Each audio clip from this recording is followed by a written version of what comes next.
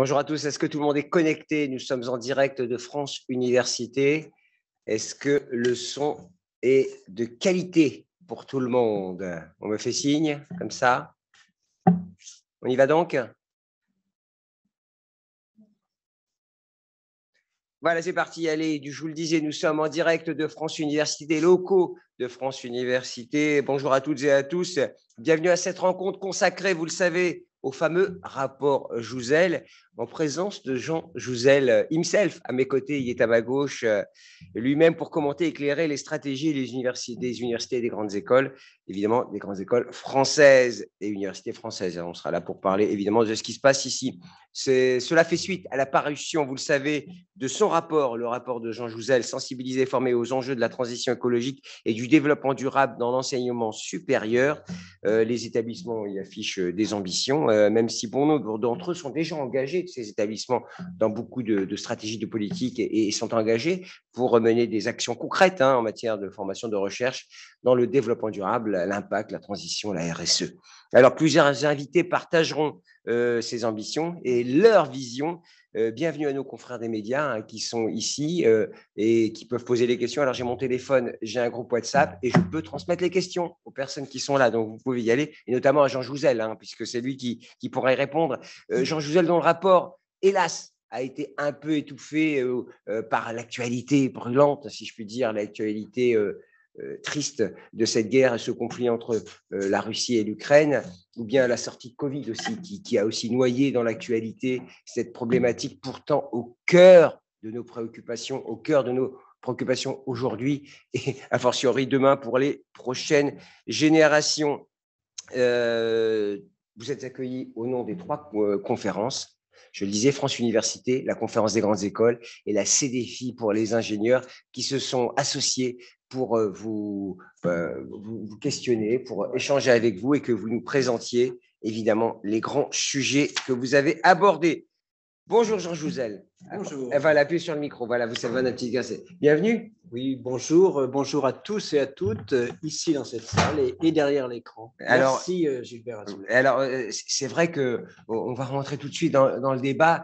Pourquoi, et vous avez tenu à le dire, pourquoi il est essentiel que tout le monde comprenne bien ce que recouvre la transition écologique, parce que c'est un concept, mais ça recouvre des réalités bien concrètes.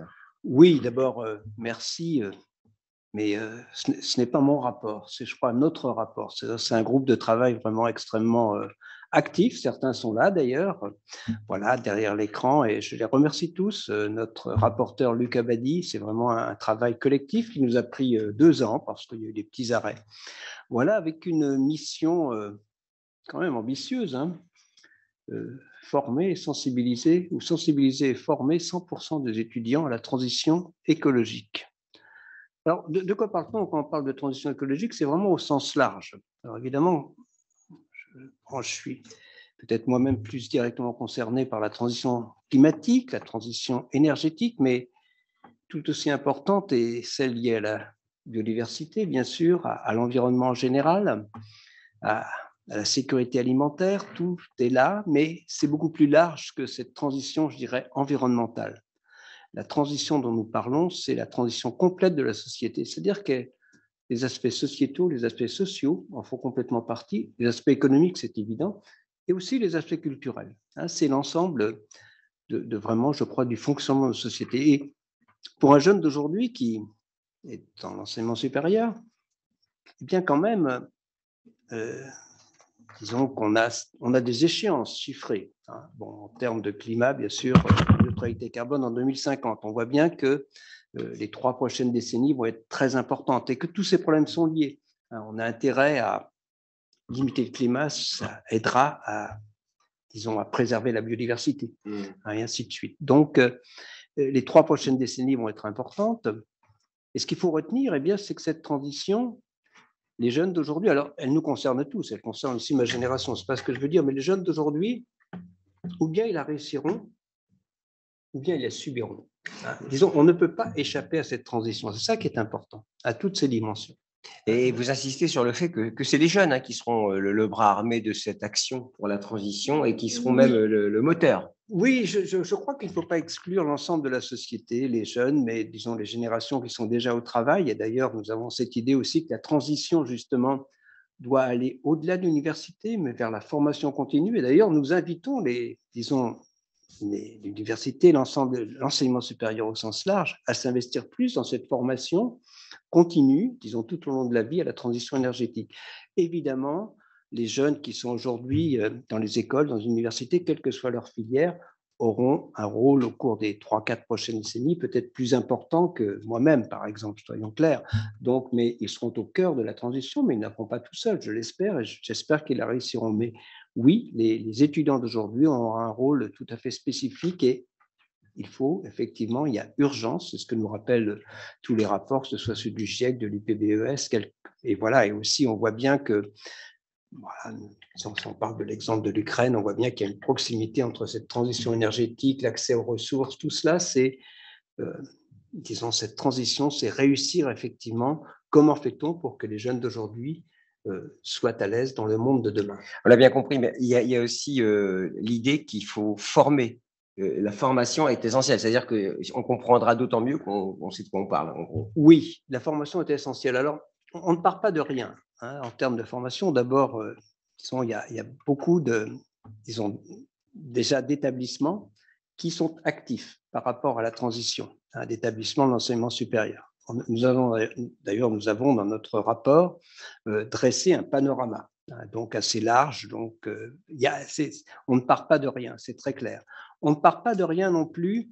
Il faut assurer une continuité. J'ai parlé de la continuité vers, disons, l'enseignement tout le long de la vie. Il y a aussi la continuité, très importante, me semble-t-il, avec, bien sûr, le primaire, le secondaire, c'est très clair, qui lui-même est en train d'évoluer par rapport à cette transition. Les programmes du secondaire se sont modifiés, je m'y suis intéressé.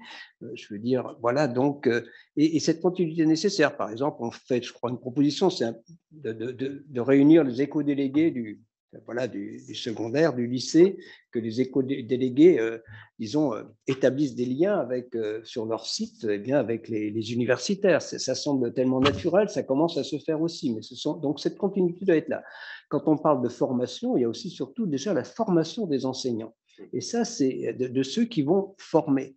En fait, bien sûr, moi, par rapport à cette transition, effectivement, je suis baigné avec d'autres dans cette transition, mais c'est aussi une politique de site très importante, de mutualisation, parce que sur un site donné, enfin j'étais à Rennes à en parler il y a 2 ou 3 jours, eh bien vous allez avoir dans une école, dans une université, dans un master, des enseignants qui sont déjà prêts à, disons, parler de la transition, de cette transition écologique au sens large, mais dans d'autres secteurs, voilà, des historiens, des géographes, des philosophes, il n'y aura pas, ou disons dans toutes les disciplines de la santé, eh bien, il n'y aura peut-être pas de gens. Donc, s'il y a pas, il faut une mutualisation sur le site des enseignements.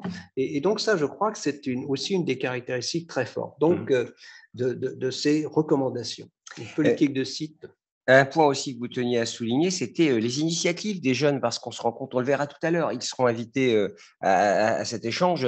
Eux, ils prennent les choses en main, en tout cas, ils exigent des prochaines générations et de leurs pairs et des décideurs des décisions rapides, et eux sont prêts à mener des actions. Et vous considérez que c'est important?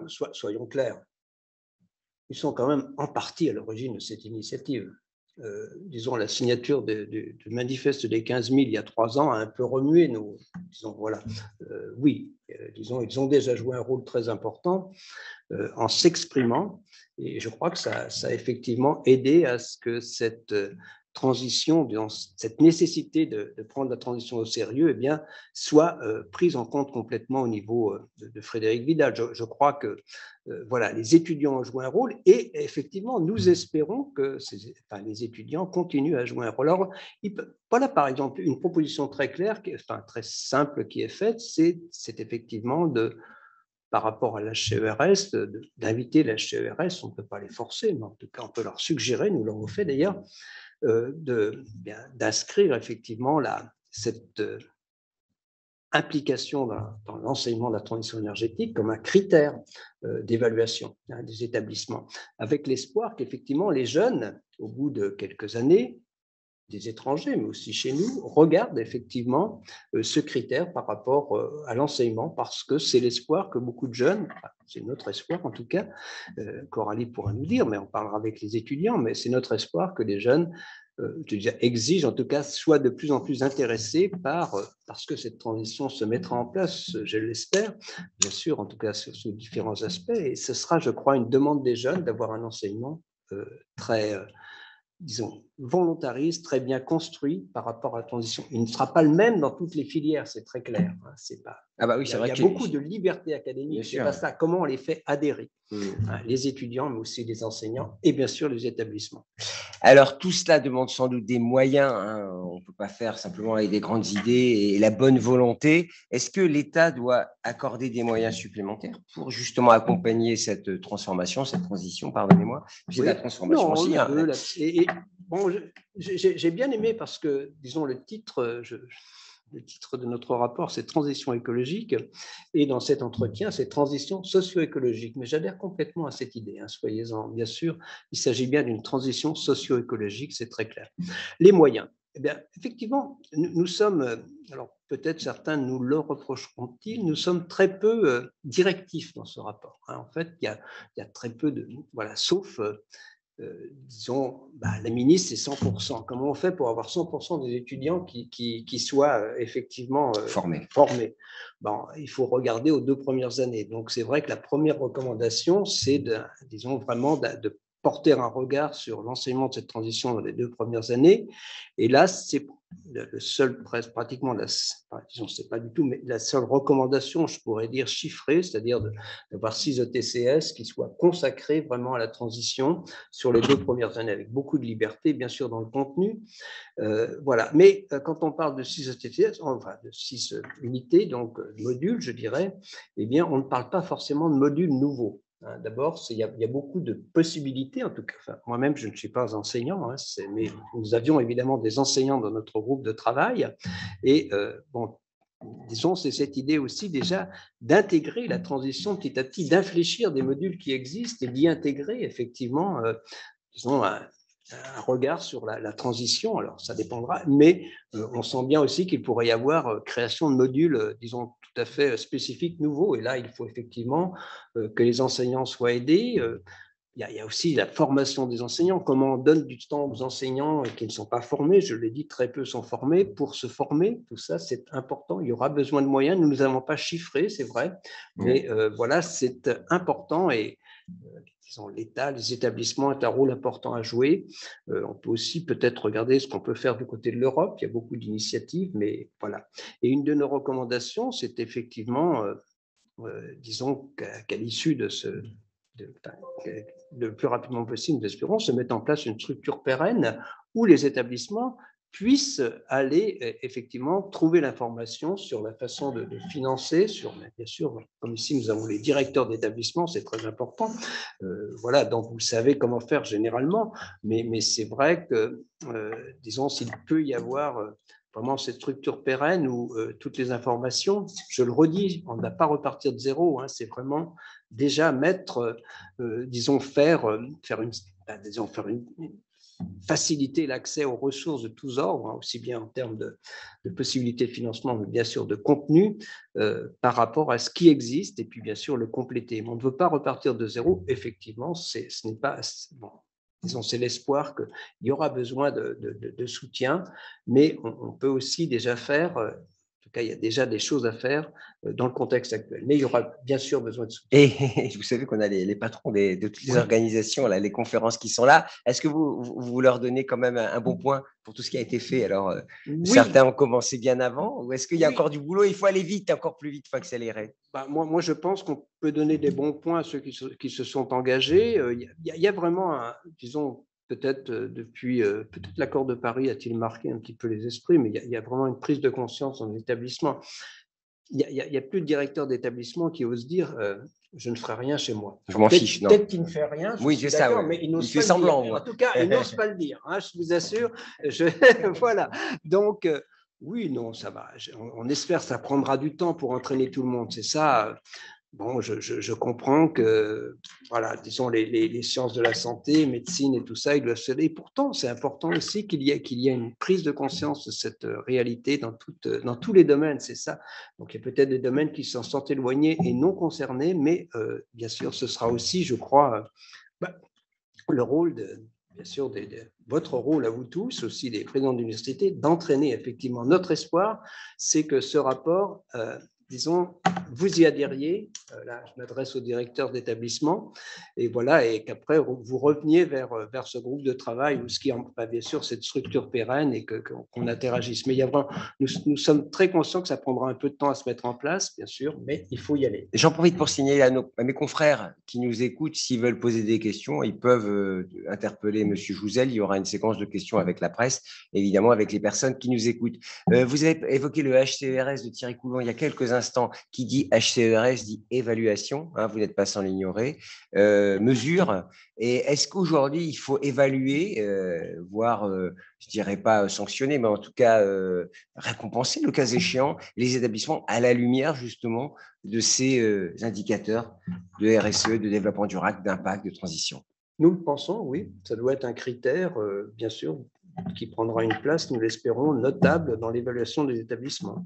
Et avec l'espoir que, effectivement, les étudiants aient un regard sur ce critère en particulier, c'est notre espoir, et que voilà, qu'il y ait un cercle vertueux qui se mette en place au niveau de la puissance publique, des enseignants, des établissements et des étudiants, qui fassent que tout cela, eh bien, soit une réussite, je l'espère, dans quelques années, en tout cas.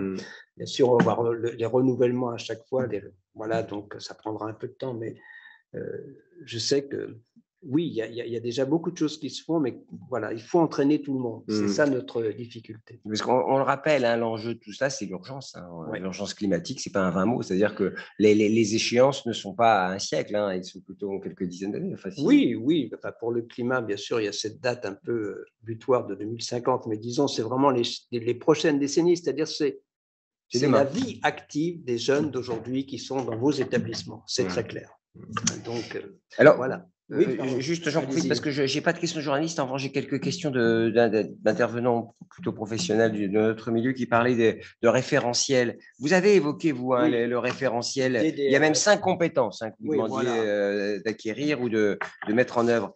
Est-ce que 5, c'est trop? C'est pas assez? J'avoue, quand je l'ai lu, je ne savais que penser. Mais comme vous êtes Monsieur Jouzel, je me suis dit, ça doit être sérieux. Hein. Non, mais oui, alors on a des spéciaux. Enfin, disons, il y a des référentiels qui sont sur lesquels, disons, on a travaillé. Il y a, disons, des différents référentiels, alors voilà, qui existent, mais on a construit, enfin, on a construit à partir des référentiels existants, mais aussi en se basant sur, voilà, par exemple, le campus de la transition. Donc, je ne sais pas si vous connaissez, mais il y a, disons, voilà, donc on a reconstruit, en fait, pour moi-même, donc avec 5 compétences que je peux. Moi, je peux même, on en dit une chacun. Allez, voilà. Allez, dites la première. Appréhender les équilibres et les limites de notre monde par une approche systémique. On peut détailler, hein, je vous laisse détailler. Oui, mais l'idée, comment chacun d'entre nous devrait savoir comment disons, sa vie de tous les jours a une conséquence sur l'environnement local et global. Et ça, eh bien, ce n'est pas le cas actuellement. C'est très clair.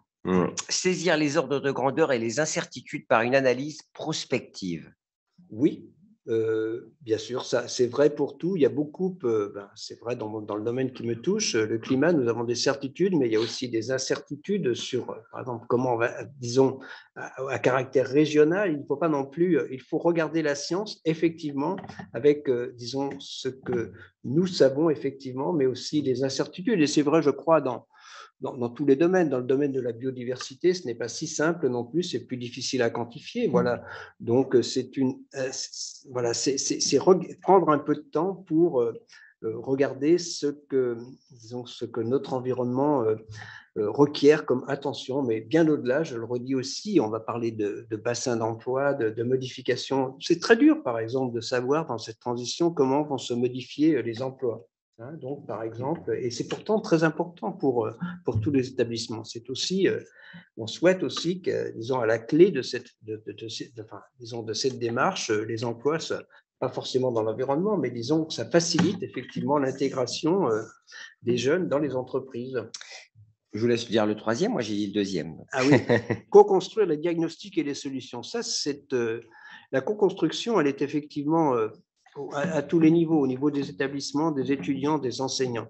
Et ça, c'est une démarche et on voit bien que c'est très transversal. Donc, par exemple, si on se place au niveau des enseignants, très souvent, il y a besoin effectivement les enseignants sont plutôt, c'est eux qui nous le disent souvent dans des silos, et il y a vraiment un besoin, semble-t-il, enfin oui, je crois, j'en suis convaincu, c'est éminemment transversal notre approche, et donc voilà, les enseignants doivent aller vers des collègues, créer des cours ensemble, ou voilà, ou des modules, voilà, mais c'est aussi une co-construction avec les enseignants, enfin, nous l'espérons avec les étudiants. Il faut aussi que les étudiants se sentent concernés et prennent aussi, disons, il y a cette idée de co-construire, et bien sûr avec les directions d'établissement, c'est tout cela qu'il faut mettre en œuvre. Oui, il y a peut-être un effet générationnel, que la co-construction, ça se fait beaucoup chez les nouveaux profs, les nouveaux enseignants, j'imagine, parce que c'est cette habitude, plus les nouveaux outils de collaboration permettent. Je ne veux pas dire que, passé un certain âge, on ne peut plus collaborer. Ne me faites pas dire ce que je n'ai pas dit.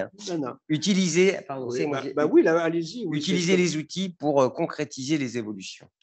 Oui, là, par exemple, l'outil numérique en fait partie, mais c'est aussi l'expérimentation qui peut être, il peut y avoir disons, vous venez de discuter aujourd'hui de bâtiments, voilà, mais aussi, il peut y avoir aussi une réflexion sur effectivement tout ce qui concerne, disons, l'université, le campus, et ça peut être aussi une réflexion. Donc, je veux dire par là que ce n'est pas simplement l'enseignement, c'est aussi l'action qui peut être au niveau d'un campus. Et là aussi, agir en responsabilité, c'est un peu cela aussi. Voilà. Vous n'êtes pas sans ignorer qu'il y a une échéance électorale qui se prépare. Des sondages sortent de tous les côtés. Là, j'en ai encore reçu sur mon fil d'actualité. Quelles premières mesures faudrait-il prendre selon vous pour aller dans la direction de tout ce que vous préconisez? Oui, alors, disons, vu de notre disons, un peu étroit, notre souhait, c'est vraiment que nous ayons, disons, voilà, avec Luc Abadi, nous irons voir la prochaine ou le prochain ministre de l'Éducation. On verra comment ça s'appelle, ce sera peut-être un nom différent que celui du Métri. Et il y a un engagement de Frédéric Vidal à essayer de mettre en place une grande réunion du type de celle-là, mais avec, disons, un peu plus large, où effectivement nous essayons avec l'ensemble du groupe de travail de sensibiliser le maximum de personnes. Notre espoir, ce serait d'avoir cette réunion en mai ou juin. Voilà, on voit bien la difficulté, ça veut dire qu'il faut que le prochain ministre reprenne en main. Et puis, le rôle de l'État, disons, nous proposons de façon pas très directive, mais la mise en place d'une structure pérenne, c'est-à-dire s'il n'y a rien qui se passe, disons, le groupe de travail aura terminé sa travail avec la réunion, si possible, au printemps, mais ensuite, s'il n'y a pas une structure pérenne qui est mise, même légère, en place pour assurer disons, la mise en place, je dirais, en tout cas la suivre, parce que la mise en place, c'est vous qui les ferez, enfin, disons, bien sûr, dans vos établissements, mais s'il n'y a pas disons, ce lieu névralgique où on peut s'adresser, eh bien, je crains que ça ne mette pas en route la transition. Donc, ça sera, pour moi, c'est vraiment une étape. Mais bien sûr, voilà, plus généralement, dans la campagne électorale, eh bien, oui, la transition n'a pas eu la place que moi j'espérais, je le dis franchement, ni que d'autres espéraient, mais ni l'enseignement, ni la recherche. Ce n'est pas que pour ce qui me concerne le climat, l'énergie, mais c'est aussi vrai, on a beaucoup de regrets que la recherche parce que la recherche est concernée aussi. Je souhaite, ce n'est pas simplement l'enseignement. On parle bien de l'ensemble des établissements. Dans un établissement, tout le monde est concerné, y compris les administratifs. C'est l'ensemble de l'établissement. C'est ça qui est important. Et la recherche est tout autant concernée que l'enseignement dans cette démarche. Voilà. Et j'ai le regret, effectivement, je le dis, que à la fois recherche, enseignement, transition ne soient pas à leur place dans cette campagne électorale. Oui, dans mon souvenir, France 2030, je parle sous le contrôle de nos représentants des conférences. En France 2030, il y a un item transition et qui, pour les investissements d'avenir, 54 milliards quand même tout de même qu'il faudra dépenser. Je pense qu'il y a une ligne sur la transition. C'est peut-être pas assez, vous allez me dire. Oui, mais c'est un peu indépendant de la campagne électorale. Je veux dire, c'est ça, je veux dire. Si vous avez entendu le mot recherche dans la campagne électorale, faites-moi signe. Faites-moi signe. Mais donc voilà. Je veux bien vous faire signe, mais est-ce que ça servira? Est-ce que ce sera utile? Alors, je me serait quand retourne même vers mes amis du back-office. Est-ce qu'il y a des questions de nos confrères? On me dit que c'est Émeric Fortin qui est le spécialiste de ces 5 compétences. Bah Donc vous oui, il avez... est très bon, Émeric. Émeric, tu veux commenter? Il est où, Émeric? Ben non, il n'est pas en direct. Mais si, il est derrière son écran. Bah oui, mais C'est lui qui pose la question. Ah non, alors, il n'a pas le droit. mais non, avec le digital, c'est compliqué d'interpeller quelqu'un s'il n'est pas connecté, hein. C'est une nouveauté du digital, évidemment. Il faut un micro, par exemple. Alors, je suis connecté par le micro. Je ne sais pas si vous m'entendez. Il est là. Bonjour. Bonjour à toutes et à tous. Un commentaire, vous êtes le spécialiste, hein, vous avez vu. Oui. C'est comme ça qu'on vous a présenté. J'en suis très honoré, très flatté. Oui, les 5 compétences sont essentiellement reparties de celles qui avaient été proposées par le France Université, la conférence des grandes écoles, il y a en 2016, hein, il y a 6 ans.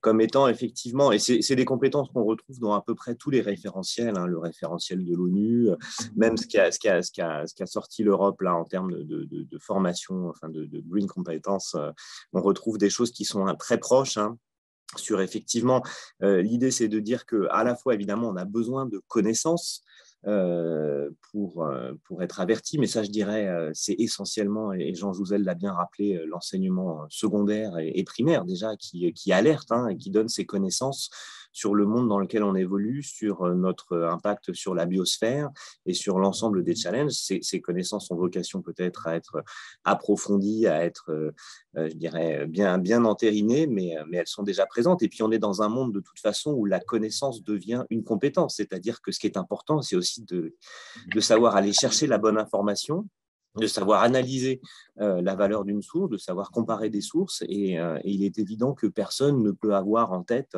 l'ensemble des ordres de grandeur et des enjeux de manière précise. Ce qui est important, c'est d'avoir une cartographie de ces enjeux, de savoir qu'effectivement, on est face à des problèmes qui sont systémiques, à la fois dans leurs différentes dimensions environnementales, mais aussi dans le lien entre l'environnement, la société et l'équité.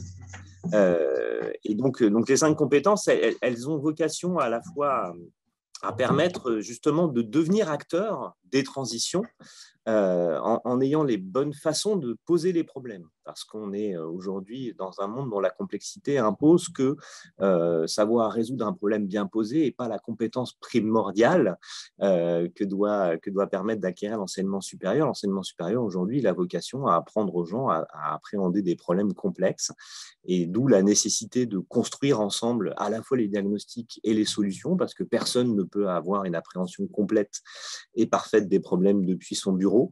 Donc, c'est important d'échanger avec les gens concernés. Et puis, c'est important de co-construire des solutions qui articulent des dimensions techniques, des dimensions organisationnelles, des dimensions comportementales, des dimensions économiques, juridiques, etc. Donc, je ne sais pas si vous voulez que j'aille plus loin. Bah oui, mais c'est parfait.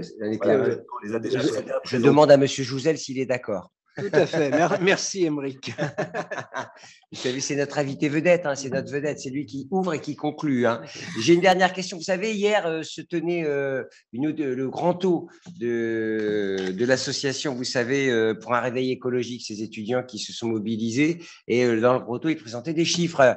Et on arrivait à un chiffre, 8 jeunes sur 10 se disaient qu'ils n'iraient pas travailler dans une entreprise qui ne soit pas impeccable sur cet item. Est-ce que c'est déjà un premier réveil ou c'est déjà une première solution? Ce serait si c'est vrai, ce serait formidable. J'espère que ça se concrétisera. Bien sûr, c'est l'espoir que, disons, il y a ce désir de formation à la transition qui émane des étudiants. Bien sûr, c'est le levier principal pour moi de cette grande réforme qui devrait se mettre en place. Ok, on n'a pas de questions de nos confrères, donc ce que je vous propose, si Johanna et Xavier sont d'accord de France Université, on va enchaîner avec le débat avec nos responsables des conférences, comme ça nous permettra d'avoir un peu plus de temps, parce qu'on a beaucoup de choses à dire, vous le savez bien qu'on est contraint. Vous restez à côté de moi, hein, M. Jouzel, vous êtes là, vous ne bougez pas, hein, d'accord. On va faire une transition, si vous êtes d'accord, vers un sujet suivant, sur l'engagement et le rôle des établissements d'enseignement supérieur. Alors, Manuel Tunon-de-Lara, qui est à ma droite, président de France Université, il sort de la Cour des comptes où il parlait rénovation des bâtiments. Donc, on est en plein dedans, si je puis dire. Bonjour, bienvenue. Bonjour, merci à tous pour ce webinaire, et je salue là tous les participants. Oui, nous, avec. Je finis mon petit tour de table. À côté de vous, Mathias Bernard, qui est président du comité de la transition écologique et sociétale à France Université. Lui, c'est l'expert, hein, si je puis dire. Comme Émeric tout à l'heure, il apportera des éclairages. Laurent Champagny, il est à ma gauche, il est président de la conférence des grandes écoles. La conférence des grandes écoles qui s'est engagée depuis longtemps, hein, depuis belle lurette, hein, sur ce sujet-là. 2003, la première charte était signée chez vous. Bonjour Laurent. Et oui, il y a Denis Guibard. Est-ce que Denis est connecté avec nous? Denis, je vois votre nom s'afficher. Bonjour. Bonjour, Bonjour Denis. Ouais, vous êtes là. Vous êtes où exactement d'ailleurs? Parce que vous n'êtes pas à l'IMT, si j'ai bonne mémoire, si j'ai bien compris. Pardon? Vous n'êtes pas aux mines, là. Vous n'êtes pas dans votre école, vous êtes ailleurs. Je suis chez moi, confiné avec le Covid. Oh, bah zut. Bah, vous avez une bonne tête, hein, comme quoi il reste en intensité. Sinon, j'aurais été avec grand plaisir avec vous, mais j'ai préféré rester chez moi compte tenu des situations. Et nous aussi. Vous êtes président de la commission développement durable et responsabilité sociétale de la CGE, de la conférence des grandes écoles, aux côtés de Laurent Champagny. Et Jacques Fayolle, le président de la CDFI, c'est les ingénieurs, évidemment. Et évidemment, vous serez d'accord avec moi que la solution pour faire face à cette transition nécessaire, elle passe par la technologie et par les ingénieurs, Jacques. Absolument. Ouais. Bah, vous ne pouvez pas me dire le contraire en même temps. Non, mais on détaillera tout à l'heure. Manuel Tunandara. Alors, on commence avec vous. Vous sortez d'un grand eau, vous aussi, à la Cour des comptes. Vous parliez rénovation. Et là, on est en plein dans la transition, de la transformation nécessaire des bâtiments. On parle chauffage, on parle climat, on parle impact, évidemment. Et vous teniez à préciser d'ailleurs que les campus ont un rôle d'exemplarité sur cette transition et d'affichage des universités. Ça me paraît essentiel. Jean Jouzel disait tout à l'heure, la jeune génération, là où elle est actrice, où elle va subir. Les universités, les établissements d'enseignement supérieur, c'est la même chose. Ils sont sur le devant de la scène. Ils ont la recherche, ça a été évoqué, la résolution des problèmes complexes. Ils ont la population étudiante dans un environnement et la formation. Et cette population étudiante, en plus, non seulement elle veut donner du sens effectivement aux études, à son métier, c'est aussi ce qui porte les générations suivantes. Donc l'environnement dans lequel ils ont l'enseignement et la recherche est très important. Et il me paraît impensable pour moi que les directeurs d'établissement, présidentes et présidents d'université, n'aient pas effectivement dès aujourd'hui un schéma stratégique sur le plan du développement durable, de la transition énergétique, parce que c'est porté par les étudiants, même s'ils ne le voulaient pas, ils y seront contraints. Vous savez que certaines universités qui étaient très avant-gardistes dans le développement durable, je pense à des universités irlandaises, ça s'est fait parce que le moteur étudiant avait imposé ça, l'avait amené. Et aujourd'hui, les recommandations du rapport de Jean Jouzel nous confortent dans cette idée qu'il faut avoir cette politique avec ses priorités. Ça se décline dans la formation, ça se décline dans la recherche, ça se décline dans l'environnement de tous les jours. Alors, effectivement, on discutait avec la Cour des comptes, c'est une grande partie de l'immobilier de l'État. Nous, dans nos propositions là, pour la présidentielle, on dit saisissons-nous collectivement de l'immobilier universitaire au sens large pour en faire des campus de transition, des campus expérimentaux et relever concrètement le défi. Ça passe par des contrats, ça passe par des objectifs à se fixer ensemble. Combien ça coûte? Parce que là, quand on parle de rénover les immeubles, les appartements, j'imagine que rénover le parc immobilier universitaire, c'est colossal. Oui, moi je pense que c'est un investissement d'abord. Combien ça coûte? On peut vous donner des chiffres. On évoquait 15 milliards là tout à l'heure sur le parc, mais je ne suis pas sûr que ça soit la bonne approche. C'est le moment de demander de l'argent. Hein, vous savez, c'est le moment. Quels sont les équilibres des modèles économiques que l'on a? On a beaucoup d'établissements aujourd'hui qui sont encore des passoires énergétiques. Discutons du prix du gaz et du fonctionnement. Discutons des grands environnements de recherche. Il est essentiel de faire cet investissement-là aussi. Ouais. Et d'ailleurs, j'ouvre une parenthèse, c'est votre consoeur, Madame Drachtemam, qui me disait qu'ils avaient reçu une note des achats publics sur l'augmentation de la note d'énergie. Donc, il est plus qu'urgent d'être en capacité de ne plus avoir des sauts de prix comme ça qui j'imagine, pénalise les budgets. grève les budgets si on ne l'a pas Énormément. anticipé. Parce que c'est de l'argent perdu en plus, hein, payer une augmentation de l'énergie. Mathias, parlons. Alors, la vision.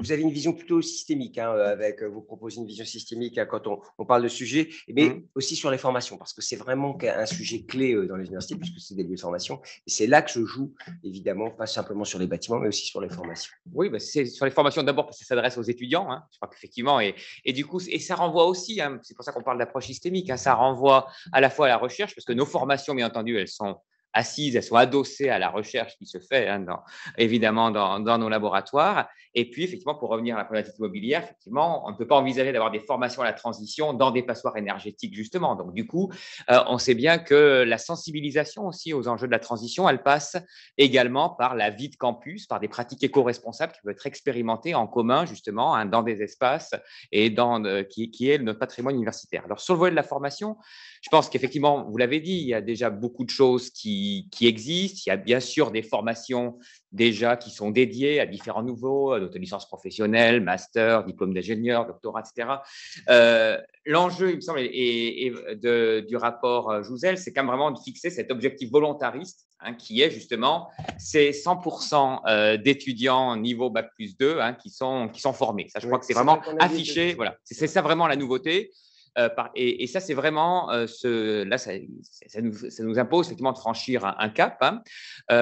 Et je crois qu'on peut effectivement le franchir de plusieurs manières. D'abord, en montrant quand même que cette thématique de la transition écologique, sociétale, environnementale, elle est pluridisciplinaire. Elle concerne toutes les disciplines. Ah oui. On a parlé effectivement des sciences pour l'ingénieur, bien sûr, la technologie, bien sûr, mais aussi les sciences du vivant, mais aussi l'économie, le droit, les sciences humaines, les sciences sociales, la littérature aussi, parce qu'il y a des enjeux de culture, de représentation.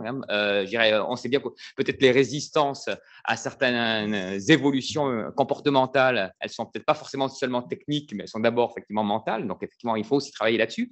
Donc je crois que vraiment aucune formation n'est extérieure à ces enjeux-là. On est en mesure de réformer les formations, les maquettes pédagogiques. En fait, c'est ça qu'il faut attaquer. Alors oui, bon, donc ça peut effectivement prendre du temps, mais c'est pour ça effectivement que la formule qui est proposée, qui est un module dans un cursus avec beaucoup de liberté, 6 ECTS, ça c'est faisable. Déjà aujourd'hui, il y a beaucoup d'universités qui ont expérimenté ce type de module pluridisciplinaire, avec d'ailleurs parfois un tronc commun, par exemple, pour l'ensemble de nos étudiants, et puis parfois des ajustements disciplinaires. Vous parlez même de formation certifiante d'un moment. Voilà, ça peut être certifiant, c'est pas forcément bon.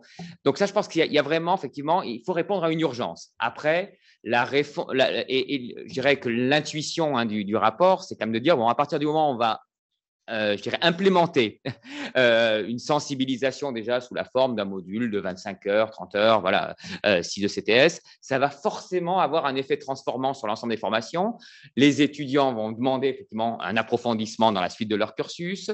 Les enseignants vont être aussi formés à ce type de problématiques et du coup vont aussi vouloir approfondir, etc. Enfin, voilà, c'est vraiment un amorçage, et un amorçage qui doit être volontariste. Et après, moi, je suis persuadé effectivement que les choses, il y aura un effet boule de neige. Un effet boule de neige, par exemple, dans les grandes écoles. Laurent, je le disais, ça fait depuis 2003, vous avez signé une première charte. Alors, signer une charte, ça ne veut pas dire que c'est un début. C'est un début. Comment vous réagissez d'abord aux propositions? Est-ce que tous les étudiants qui rentrent en première année, parce qu'il y a des écoles à CGE après le bac ou des écoles après la prépa, donc comment vous voyez les choses? Oui, on les forme de plus en plus et même plus que ça. C'est-à-dire que on parle là, on est l'enseignement supérieur, on parle de l'enseignement supérieur, on forme quand même des gens avec des niveaux élevés de diplôme, on forme des gens qui vont être des cadres, des ingénieurs, des médecins, des juristes, des enseignants, des managers, donc des gens qui vont avoir de l'impact et qui sont les gens qui seront aux manettes demain. Et donc, c'est surtout eux qui peuvent faire changer les choses parce qu'ils seront au pilotage de la société, au pilotage des entreprises. Et c'est pour ça, je pense, en particulier en pensant aux entreprises, que la CGE a bougé depuis un moment. Et on parle de jeunes qui vont passer à l'action. Alors dans les compétences dont on a parlé, il y a effectivement être conscient d'eux, savoir mesurer, mais il y a aussi co-construire, co-réaliser. Et ces jeunes, ils veulent passer à l'action avec nous. Et nos campus, qui sont des micro-sociétés, des micro-entreprises, c'est le bon endroit pour faire avec ça. C'est pour ça que je suis d'accord avec Manuel. On ne peut pas leur faire travailler ça dans des bâtiments qui ne sont pas aux normes, en s'imposant pas, nous, les règles qui sont celles qu'on veut construire ensemble. Je signale que pour un réveil écologique, c'était chez vous hier soir. Et oui, donc c'est quand même tout un symbole. Les Arts et Métiers, une des plus grandes écoles d'ingénieurs, c'est le signal hein, quand même de quelque Voilà. chose. Donc, ces jeunes-là, il faut qu'on fasse avec eux. Et puis, comme le dit Manuel, c'est eux qui nous tirent, quoi. Donc, nous, il faut qu'on l'accompagne. Je ne vais pas dire qu'il faut qu'on court derrière eux, hein, parce qu'on essaye d'aller à côté. Mais voilà, c'est extrêmement important que cette jeunesse-là, et je comprends son désarroi à cette jeunesse qui va être aux manettes pendant le quinquennat qui vient, ne pas voir que ce sont des sujets qui intéressent les futurs présidents. On est toujours plus indulgent avec les universités parce qu'il y a un effet massification, un grand nombre. On est beaucoup moins indulgent parfois dans les grandes écoles ou plus agile et qui. Sans doute. On attendait plus. Voilà. C'est vrai que nous, les écoles sont plus petites, elles ont peut-être l'agilité d'une entreprise, mais qui a ses contraintes aussi dessus. L'université, c'est un modèle réduit de la société avec toute sa complexité, toute la masse à bouger. C'est les problématiques qui sont différentes, mais qui sont tout aussi complexes les unes que les autres. Et il faut préparer les jeunes aux deux problématiques. Vous savez que votre collègue, si je puis dire, Denis Guibard, est à la maison. Il n'est pas alité, il a l'air frais, fringant, si je puis dire. Denis, votre réaction comme président de la commission développement durable et responsabilité sociale, je sais que ça fait longtemps que vous suivez ces dossiers. Vous étiez dans une grande entreprise française de l'industrie française des télécoms, donc je connais Denis depuis combien? 15 ans, Denis. Mettez le micro parce que… Ah, oui. Oui, je connais Denis depuis 15 ans. Je connais effectivement depuis le Grenelle.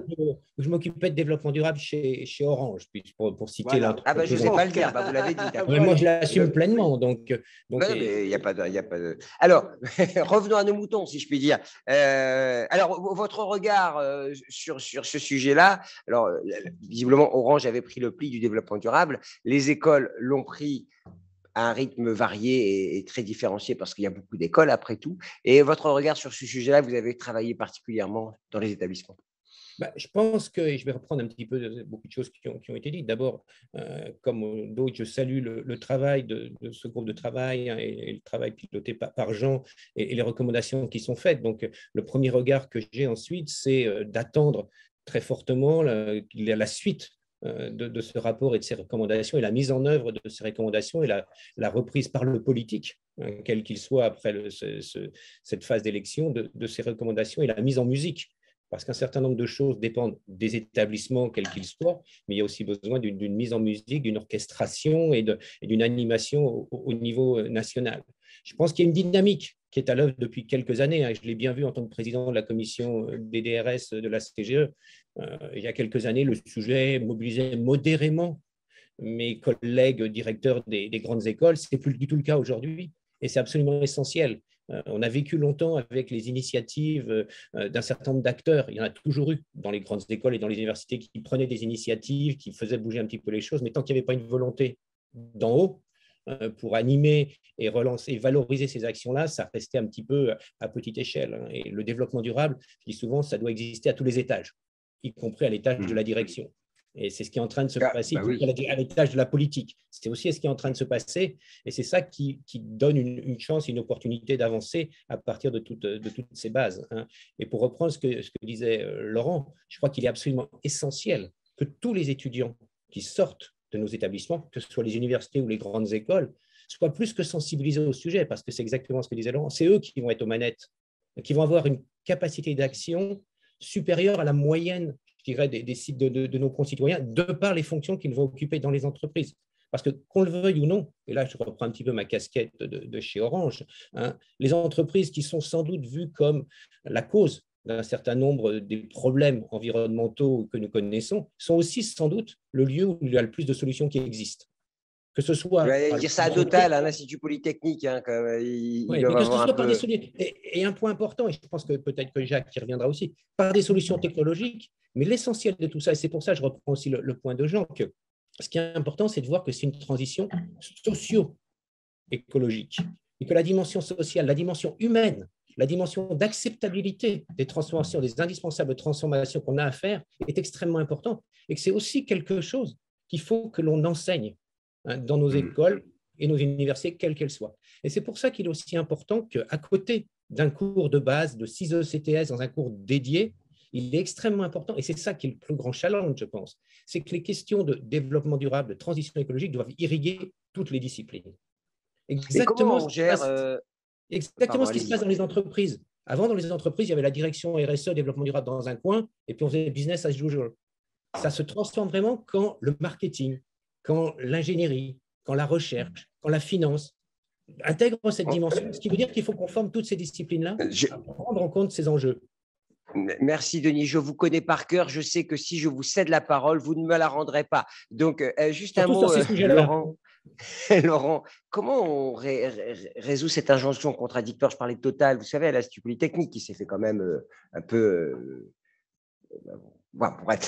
comment on fait? Parce qu'il y a des vraies problématiques. Pour vous, vous êtes confronté à des entreprises, des grandes entreprises qui sont peut-être pas comme vous le souhaitez dans vos rêves les plus fous. Oui, alors on se dit, enfin, on essaie de convaincre et on essaie de faire que ces entreprises puissent convaincre nous et surtout les jeunes de leurs bonnes intentions. Hein. C'est vrai que et les jeunes plus que nous sont très sensibles aux questions de greenwashing, hein, avec des définitions qui vont beaucoup plus loin que les nôtres. Hein. On se dit que effectivement. On ne peut pas forcément lutter contre les oppositions de ces jeunes sur ces sujets-là. Ça ne nous empêche pas de travailler avec ces entreprises, de former des cadres qui vont y aller, de faire des projets de recherche ensemble. Donc, on les fait avancer quand même si elles ne sont pas physiquement présentes sur nos campus.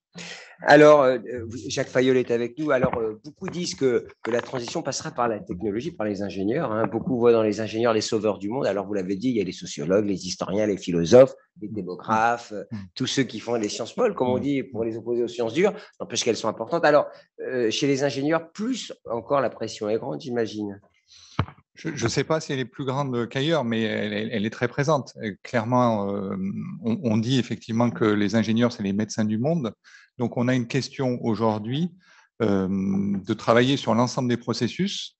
Nos étudiants ingénieurs aujourd'hui seront les cadres dans les entreprises de demain.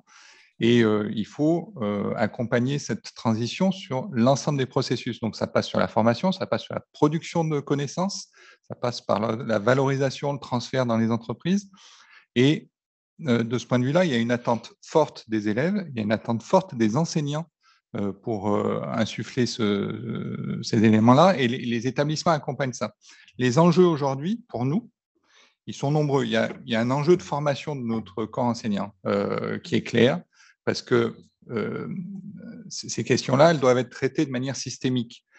Évidemment, il y a déjà un certain nombre d'actions qui sont en place dans les établissements. Il y a des modules de spécialité pour apprendre à faire un bilan carbone, apprendre un certain nombre de choses, j'allais dire spécifiques, mais l'enjeu, il est de mettre ces questions de transition écologique et socio-écologique dans l'ensemble des modules. Et quand on fait un cours de photonique, quand on fait un cours d'intelligence artificielle, comment on traite ces questions-là? Donc, on a un enjeu d'accompagnement de notre corps enseignant et de l'ensemble de nos parties prenantes. On a un deuxième enjeu qui est celui, effectivement, de mettre ces questions-là au cœur du système. C'est des éléments d'attractivité, ça doit être des éléments d'attractivité de nos écoles, ça doit être des éléments d'attractivité aussi des emplois. Et on le disait tout à l'heure sur les entreprises, le jour où les entreprises mettent dans leur recherche d'emploi le fait que les cadres qui recrutent demain ont cette formation-là et que c'est un élément différenciant, là, il y a un cliquet qui est franchi. Et enfin, on le disait, par nature, l'ingénierie est interdisciplinaire et les solutions, elles sont à la croisée des chemins. Et donc, on a besoin de travailler tous ensemble. Et le fait que les trois conférences soient réunies là pour soutenir cette action-là, c'est assez fondamental parce que, évidemment, les écoles d'ingénieurs ont leur rôle dans les sciences et technologies, mais ça touche l'ensemble des disciplines et donc on a besoin de travailler ensemble sur ces questions. En termes d'affichage, vous savez que vous connaissez le label DDRS, développement durable et responsabilité, RS, responsabilité sociale. Alors on pose la question s'il ne faut pas le simplifier, parce qu'il est compliqué à faire. Bah, tiens, c'est vous le spécialiste. Hein, disons, il est compliqué, non. Enfin, il est exigeant, c'est normal, hein, c'est un label. Et comme tout dispositif de labellisation, effectivement, il joue quand même aussi un effet levier pour justement faire avancer hein, les établissements. Mais enfin, bon, c'est un référentiel là encore sur lequel on évalue aussi dans le cadre du processus de labellisation, on évalue aussi la trajectoire, le projet, etc. C'est pas non plus, voilà. C'est une démarche qualité, mais qui nous semble effectivement. Voilà. Je vous pose la question, hein, Mathias, je ne vous rien. Si je peux dire un mot là-dessus, parce que en plus, effectivement, Laurent parlait des tailles d'établissements. Je pense qu'il y a plus d'établissements de petite taille qui ont pu au début avoir ce label. Bon, moi quand j'étais président de l'Université de Bordeaux, on a fait cette démarche.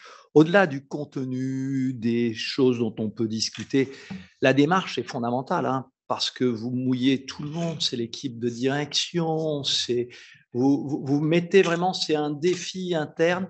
Je pense que c'est très important d'aller vers ce type de démarche, même si c'est plus difficile pour un très grand établissement multidisciplinaire. Je pense que c'est une... Georges Jouzel, vous réagissez parce que vous en parlez, oui, je crois. Oui, on en parle, bien sûr, on cite des DRS et on encourage, effectivement, c'est plus un encouragement des établissements à s'y impliquer, mais je comprends très bien que ça peut être différent, disons, par chaque établissement n'a peut-être pas les mêmes difficultés ou c'est peut-être plus contraignant pour certains grands établissements, mais on encourage effectivement disons, à s'engager dans des DRS. On est sur des questions. On est sur des questions un peu. Oui, Denis, allez-y. Un tout petit point sur le label. Je crois qu'effectivement, le label, il est riche, mais il est systémique, comme les problèmes auxquels on s'adresse. Et il rejoint l'ensemble des composants de notre activité, l'enseignement, la recherche, la gouvernance et notre propre impact. Hein. Ce qui a été évoqué aussi, on ne peut pas prêcher l'amélioration et la transition et pas la pratiquer nous-mêmes. Et donc, effectivement, il est complexe, mais comme ça a été dit, il embarque aussi tout le monde. Et c'est ça qui est important. Il est vraiment important sur tous ces sujets-là que ce ne soit pas un coin isolé dans les organisations, mais que ce soit complètement transverse et que tout le monde embarque sur le sujet. Le face-à-face pédagogique, hein, on dit au fond, ça devrait être l'alpha et l'oméga de la formation et pas un label nécessairement. La question que je viens de recevoir, je mets le micro d'autorité, vous avez vu. Répondez visiblement, on pose la question sur, au fait, ce qui compte, c'est qu'on ait vraiment une prise de conscience avec des cours et pas simplement un label. Vous parliez de 6 ECTS, ça représente des cours. C'est 30 heures et quelques. Oui, on a. Voilà, qu'est-ce que je. Disons, il faut aussi des connaissances. Disons, des connaissances. Bon, voilà, par exemple, eh bien, des connaissances qu'il faudrait. Donc, en Bac plus 2, les impacts, voilà, on en a cité 4, hein, les impacts sur l'environnement à l'échelle planétaire, à l'échelle locale, les enjeux de société et de gouvernance et le passage à l'action. Donc, voilà, il y a aussi des connaissances. Disons, il faut nous.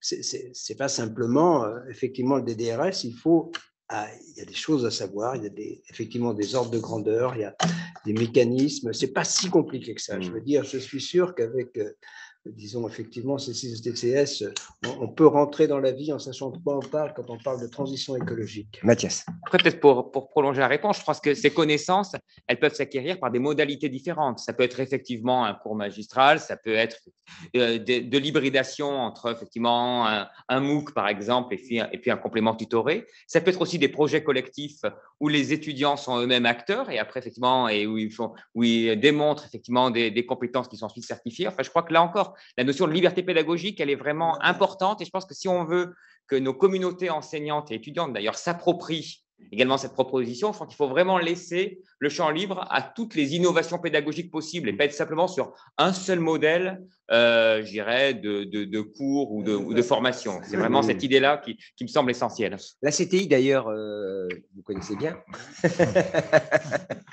Ah bon? On parlait du HCERS, mais la CTI aussi, elle a mis en place des procédures. Alors, effectivement, aujourd'hui, toutes les écoles d'ingénieurs qui rentrent à partir de cette année dans les phases d'évaluation ont, dans ce cahier des charges-là, comment est-ce que le champ des DRS est adressé à la fois en formation, en recherche et en transfert. Et donc, demain, tous les ingénieurs qui sont passés par ce cadre-là, avec la liberté individuelle, effectivement, de comment est-ce qu'on fait, comment est-ce qu'on transmet ça, ont ces compétences-là gravés, insufflés. Voilà. Donc aujourd'hui, côté ingénieur, l'évaluation est en place. Après, on sait qu'il va falloir accompagner les établissements sur l'ensemble des champs. On disait tout à l'heure, on est à un moment d'élection. Tout ça va nécessiter quand même des moyens. On a besoin de former des gens, on a besoin de former plus d'ingénieurs pour accompagner cette transition. On lance une filière, on relance une filière nucléaire. La filière nucléaire, il va falloir 2-3 ingénieurs. On m'a dit 4000 supplémentaires. Voilà, il va falloir former des gens sur ces champs-là. Beaucoup de gens à former. Moi, j'aimerais aussi revenir sur la CGE, la conférence des grandes écoles que je ne présente pas, mais elle aussi, elle évalue. D'abord, pour rentrer à la CGE, on passe par certaines. Les MS, les MSI sont évalués. Là aussi, il y a une possibilité aussi de faire quelques piqûres de rappel sur ces sujets. Oui, bien sûr. D'autant plus que il s'agit de formation terminale, de formation un peu agile, sur des formats un peu courts, qui sont déjà des lieux d'expérimentation. Donc, déjà, beaucoup de ces formations étaient en avance sur ces sujets-là. Donc, bien évidemment, c'était assez facile pour nous d'intégrer des critères d'évaluation sur ces formations. Ce n'est pas forcément une grande difficulté pour la CGE ni pour ces écoles de mettre en œuvre une partie des recommandations qui sont dans ce rapport dans ça. Mais voilà, ça n'est que des éléments d'accréditation de la formation. Ce qui est important aussi, c'est tout ce qu'on met autour de la formation. Les accréditations, c'est important. Hein. On sait combien… Mais ces questions d'accréditation, comme on l'a dit, c'est aussi un levier extrêmement important pour nous, chefs d'établissement, pour faire bouger. Nos établissements sont prises avec des… Allez, un dernier mot, Denis, après on fait un petit tour de table pour conclure. Denis. Oui, ce point sur ces accréditations, c'est un formidable levier. Et on se rend compte que, Jacques parlait du côté des écoles d'ingénieurs, mais sur les écoles de management, les écoles de commerce, ça fait quelques années que les accréditations internationales ont commencé à prendre ça en compte. Et ce n'est pas forcément totalement étranger au mouvement qu'ont fait un certain nombre d'écoles de management sur le sujet. Donc, ça fonctionne très clairement. Denis, juste un petit mot parce qu'on m'avait envoyé le message. Vous vouliez parler de frugalité rapidement, mais en 30 secondes. Je pense qu'à un moment donné, et ça c'est un point, les transitions qui sont devant nous, à un moment donné, elles vont certainement amener à une transition et à une transformation des modèles économiques. Les finitudes des ressources, quelles que soient les solutions technologiques qu'on va pouvoir mettre en œuvre, ça ne va pas suffire. Et je pense qu'à un moment donné, il y a une transition, une transformation des modèles économiques, des modèles de production, des modèles de consommation qui devra avoir lieu. Oui, il y en a qui la recommandent. Hein, c'est aussi des choses qui doivent transformer nos enseignements et la façon dont on prépare les acteurs de l'économie et de la société de demain. Manuel Tunon-Lara, rentrée 2022, c'est en place tout ça? Pour les 2 millions d'étudiants à peu près à l'université. C'est compliqué de me porter garant. Engagez-vous. Tout le monde, mais il faut que ça le soit. Moi, je crois beaucoup à la dynamique à la fois des établissements et des étudiants. Si on ne le fait pas nous… Mais on leur posera la question, ils sont là tout à l'heure. Mais ils le demanderont. Ils le demanderont. Ils sont extrêmement engagés. Et j'insiste sur un autre point, parce que Laurent et Jacques parlaient effectivement du rôle des étudiants comme étant les cadres de demain, il y a une dimension éducative. Les étudiants, c'est des futurs jeunes parents aussi. Oui. Et c'est cet environnement aussi d'éducation des générations futures. Ça, c'est majeur. C'est vrai pour l'environnement, c'est vrai pour la santé. Et donc, je suis confiant sur la mise en œuvre. Je rappelle, Président, que vous aviez sorti ça quand même il y a un bout de temps, donc vous étiez déjà dans l'histoire. Objectif de développement durable, quelle contribution des métiers de l'enseignement supérieur et de la recherche en France? Donc, ça veut dire que… Et puis, ça a quelques années, non? 2016, on m'a dit. Mais je n'ai jamais dit que vous n'aviez rien fait. Un dernier mot, messieurs, pour les conférences que vous représentez. Rentrée, oui, la rentrée, les écoles, les grandes écoles sont déjà à fond sur la rentrée, et comme le dit Manuel, avec leurs étudiants, et donc elles ont déjà fait beaucoup à la rentrée dernière, et elles feront encore plus à la rentrée prochaine. Jacques, pareil. Vous n'allez pas dire le contraire. Non, mais on va pas dire le contraire, mais la dynamique est là, tout le monde est derrière cette dynamique, donc voilà, il suffit de la soutenir et de l'accompagner. Vous êtes confiant, Jean Jouzel? Vous avez entendu les représentants des conférences. Autant vous dire, moi, je leur fais confiance. Oui, je leur fais confiance, mais il faut qu'on marche ensemble. C'est-à-dire ça, on va en parler. Comment on fait la rentrée pour que ça se mette en place? C'est ça qui m'intéresse maintenant. Ouais. Eh oui. Mais si je peux ajouter, c'est vrai que par rapport à ce que la transition est importante. Enfin, pour moi, je suis très attaché, je suis avant tout chercheur, très attaché à la recherche et à l'innovation, bien sûr, mais cette innovation, il faut être capable de l'évaluer par rapport aux objectifs de la transition. C'est ça qu'il faut mettre en place. Donc, c'est pas du tout. Voilà. Mathias, Denis, merci beaucoup.